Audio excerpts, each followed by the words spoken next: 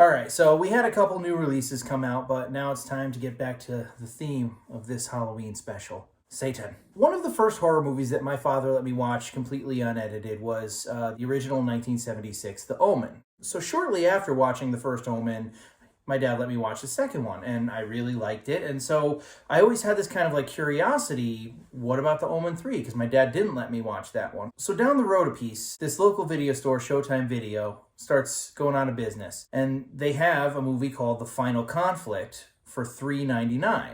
And Dad's like, yeah, that's the third Omen movie. I'm like, oh, no shit. So I bought it. I gotta be real. I didn't agree with my dad on many things, but I am pretty much in line with him as far as this movie is concerned. I mean, it's better than the Omen 4, not that that's saying much, but it is hands down the weakest of what was supposed to be a trilogy. And the worst thing about it is parts of it they nail.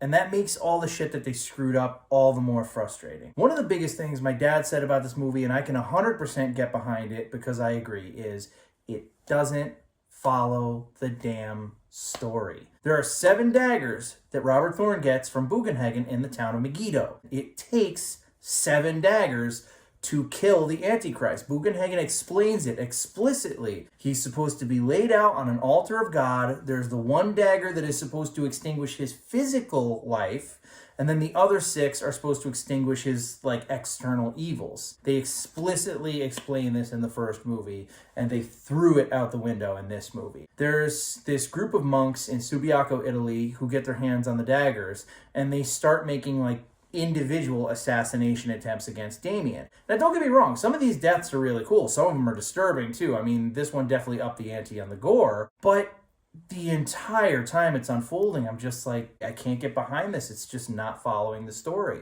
On the plus side, the first, I want to say, 10-ish minutes of the movie, it started off really good. It continues right where the Omen 2 leaves off. You're continuing to see Damien Thorne's rise to power. He's the head of Thorne Industries, and he's an advisor to the president. The president takes great faith in the shit that he says, so he's right there.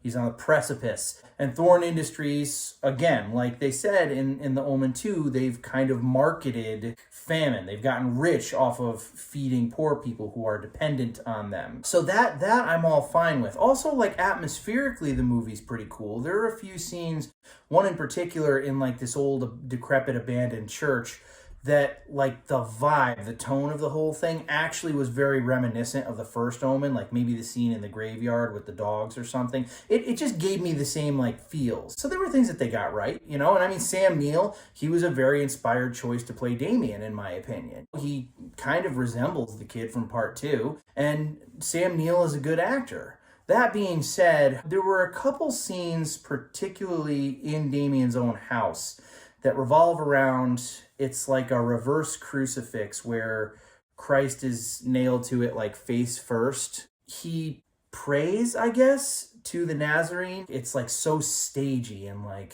drawn out and passionate. It comes off like a stage performance. It just takes me right out of it. Again, Sam Neill, good actor. I feel like he was directed to be that way. I could be mistaken. But either way, the fault does kind of lie on the director, because the director's also supposed to go okay, hey, Sam, give me less. And then there's that ending. It's corny, and worse than corny, it's anticlimactic. There's this whole scene in the movie which I actually think is sick, but also kind of creepy too, how they are murdering a bunch of babies all born between a certain hour of a certain day. It's supposed to be the second coming of Christ. The movie's not very clear on it, because it actually seems like they got all the kids, but apparently they didn't, because he gets to face Jesus in the end. He's going through this abandoned chapel going Nazarene, reveal yourself. And then this lady just comes up behind him with one of the daggers and just stabs him. You bastard! And then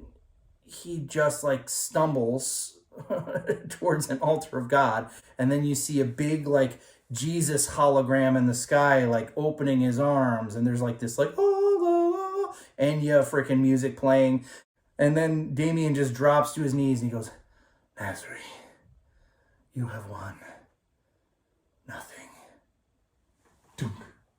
It was a horrible ending. It was a terrible, terrible ending.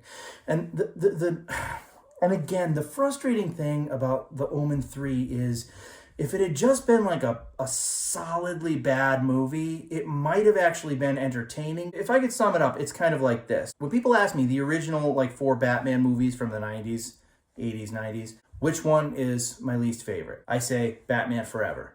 And people are like, Batman Forever, really? You like Batman and Robin better than Batman Forever? To which my argument is, yes, I do. I do, and I will tell you why. Because Batman and Robin owned its cheesiness. It was a cheese fest from beginning to end. And you know what? If I'm in a particularly goofy mood, maybe I would love to see Arnold's ice puns with "Kill the dinosaurs, the ice age."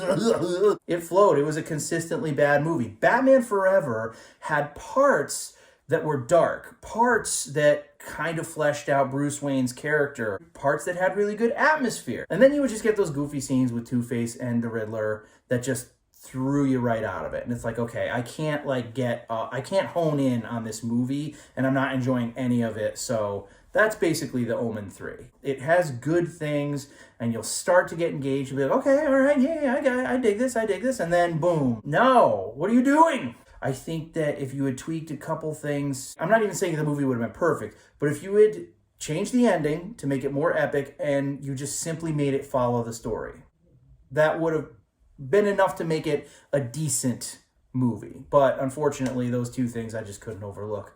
And that's why I did not care for the final conflict or the Omen 3. I'm actually curious to know, what did you guys think about this movie? Because there are a lot of people out there who actually prefer this one to the second one. And I'm not, hey, no judgment. Like I said, it had good elements about it. I just didn't dig it. That's all she wrote.